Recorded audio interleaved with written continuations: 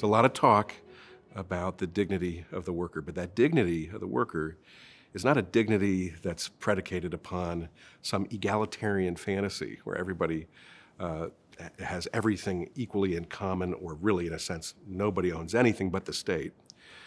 No, instead, the dignity of the worker is rooted in his or her identity as being in the image and likeness of God and being productive, not being inert and receiving, but discovering their vocation and using the gifts and talents that they receive from God for their fulfillment and the benefit of those in their immediate circle and beyond.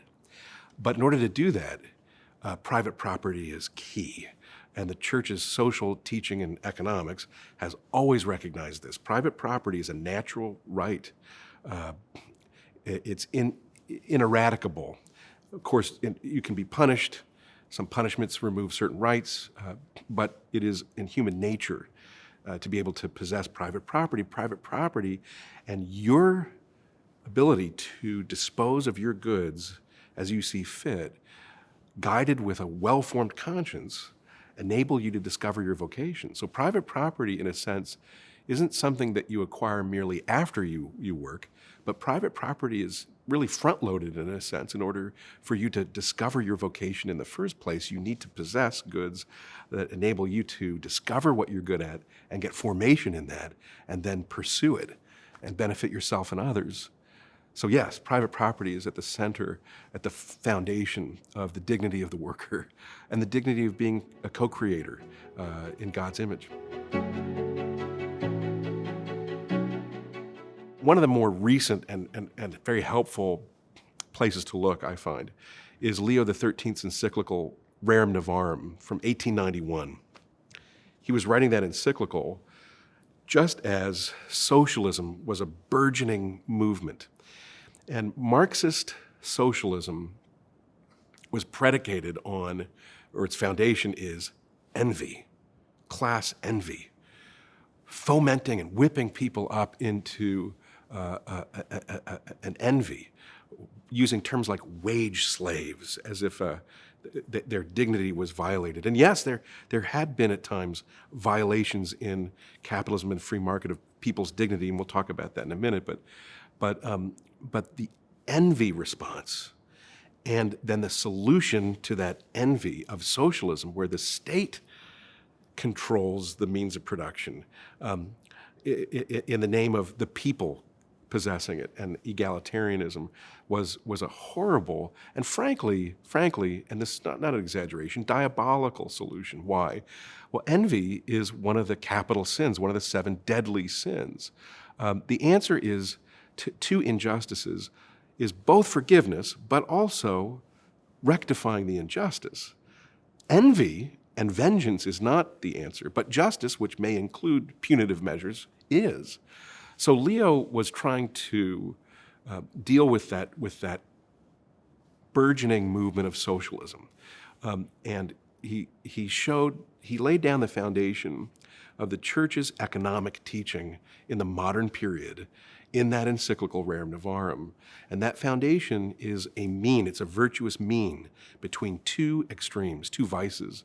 On the one hand, socialism, which he unequivocally condemns.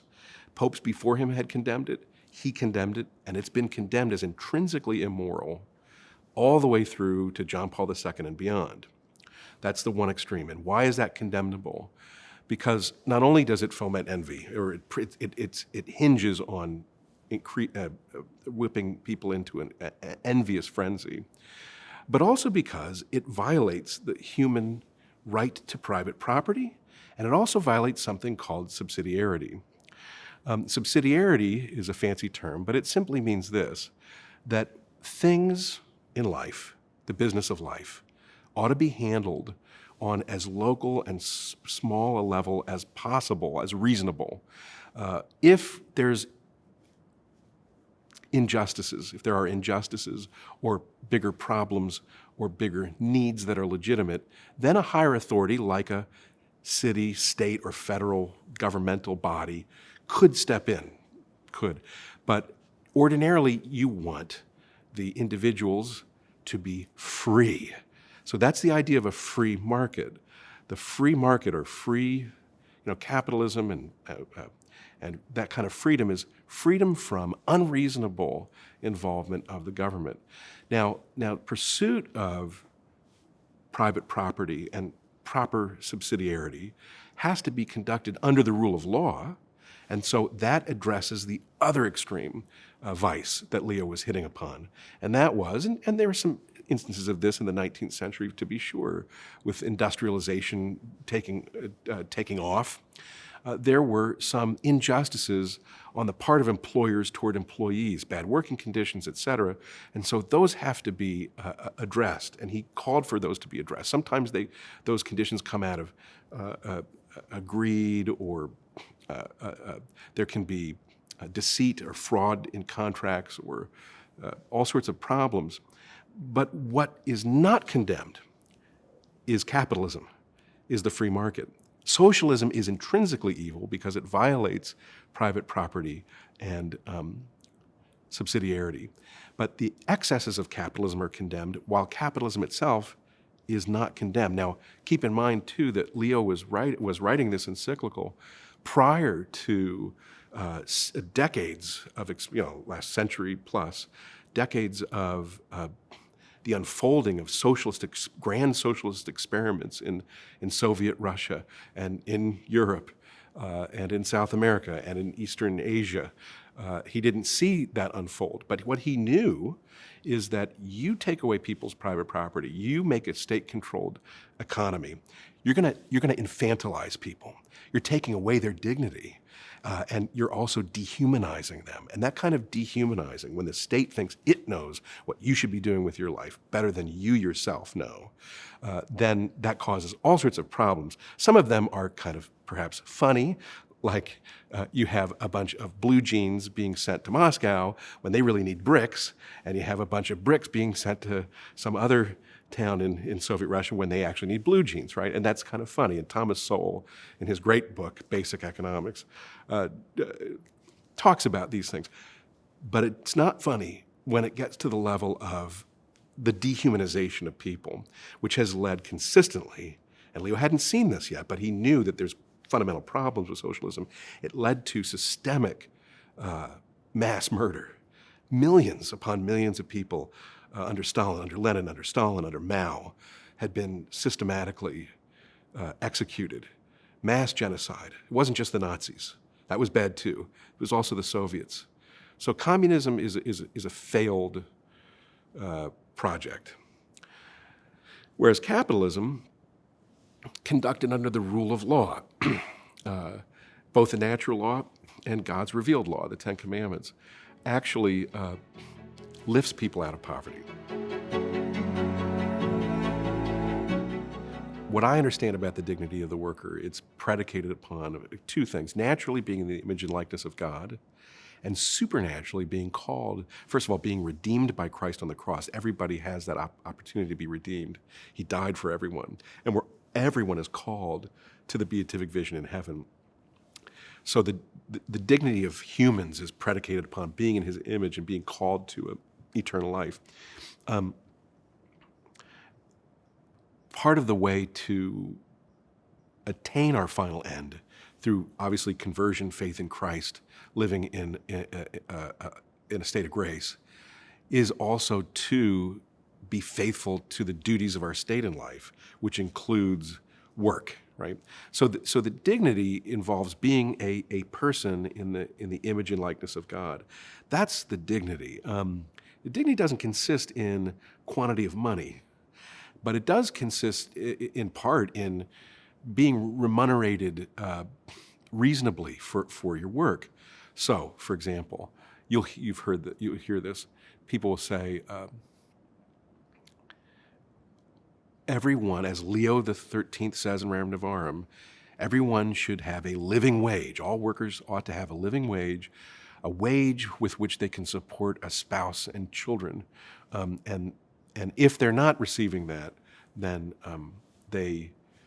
their dignity is violated, and it's unjust.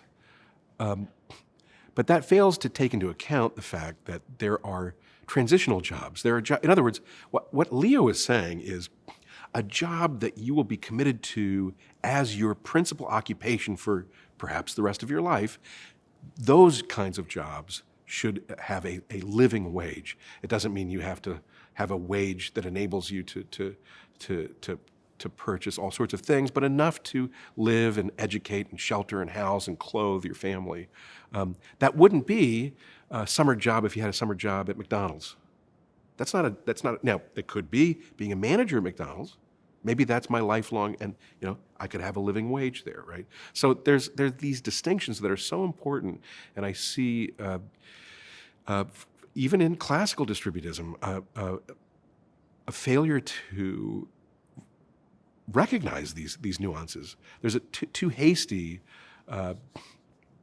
judgment that dignity of workers being violated because ostensibly it seems that there's perhaps an injustice. It requires a lot of thought, and it's difficult. It's difficult, especially applying these principles to concrete situations. It's very difficult. Should there be a minimum wage? What should it be? These are not easy decisions to make. I'm glad I don't have to make them. So subsidiarity in the context of a business or an institution, an educational institution, for example, means that the decision-making process would be delegated to the lowest reasonable level.